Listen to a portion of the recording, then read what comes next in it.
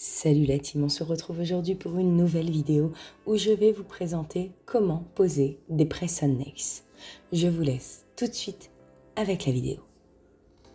Tout d'abord, je vais vous montrer ce que vous recevez dans un kit de press on nails, en tout cas dans les miens.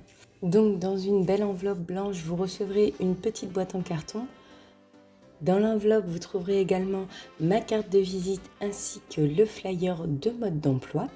Et quand on ouvre la boîte, on découvre nos press on nails avec à l'intérieur 2 limes, un repousse cuticule en buis et 2 sets d'autocollants.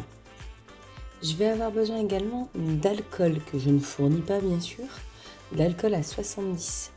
Nous voilà maintenant prêtes à poser nos press on nails. Je vais faire l'index et le pouce avec vous. Je vais mettre l'index en vitesse normale et le pouce en vitesse rapide. On commence tout d'abord par limer le bord libre, c'est-à-dire raccourcir notre ongle au besoin. Là, je vais le faire court afin que vous voyez qu'on peut couper les pads. Puis avec le bâton de buis, on vient repousser la cuticule. On fait ça correctement. Prenez votre temps, pas besoin de vous presser.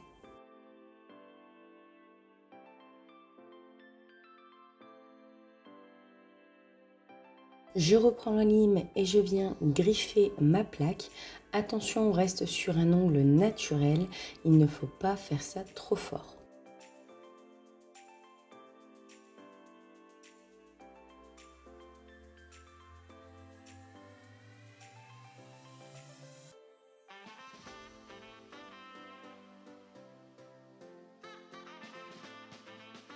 Je dépoussière. Moi, j'utilise ma brosse, mais vous pouvez utiliser autre chose pour dépoussiérer. Ensuite, on vient sécher l'ongle avec l'alcool. Ça permet d'enlever toutes les poussières qui puissent rester dans les cuticules et autres.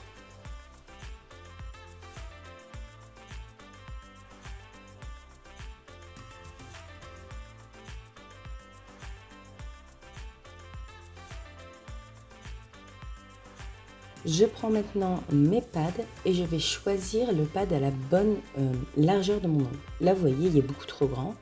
Et celui-ci est trop grand sur le haut. Je ne sais pas, on ne voit pas très bien à la caméra, j'en suis désolée. Mais en fait, il est un peu trop grand sur le haut. Donc je vais tout simplement le découper. Il ne faut pas hésiter à découper vos pads afin qu'ils fonctionnent correctement sur votre ongle. En sachant que le pad ne doit surtout pas toucher vos cuticules. Sinon, c'est sûr, ça partira.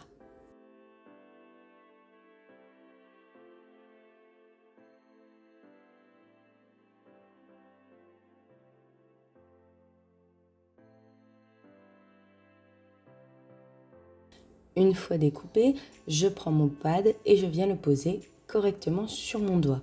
Je vais appliquer une bonne pression. Attention, une fois qu'il est collé, il ne faut pas le redécoller pour le repositionner. Sinon, vous allez nuire à l'adhérence du pad. Donc, vous n'hésitez pas à appuyer correctement dessus pour enlever toute bulle d'air.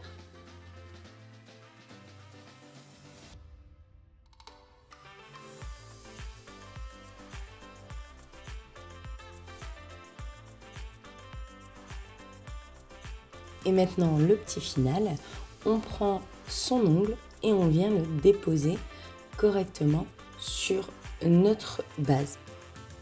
On va appuyer fermement et on va faire sortir toutes les bulles d'air. Vous voyez, je fais un jeu de droite à gauche avec mon doigt afin d'enlever un maximum de bulles d'air. Ça permettra une adhérence beaucoup plus agréable et surtout une adhérence beaucoup plus longue.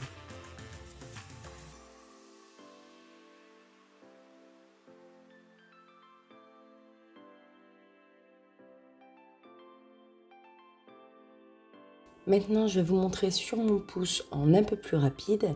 On refait exactement les mêmes étapes, sauf que là, je vais laisser mon pouce assez long. Donc, vous allez voir que je ne vais pas avoir besoin de couper mon pad. Ça dépend vraiment de la longueur et de la largeur de vos ongles si vous avez besoin de couper ou pas les pads.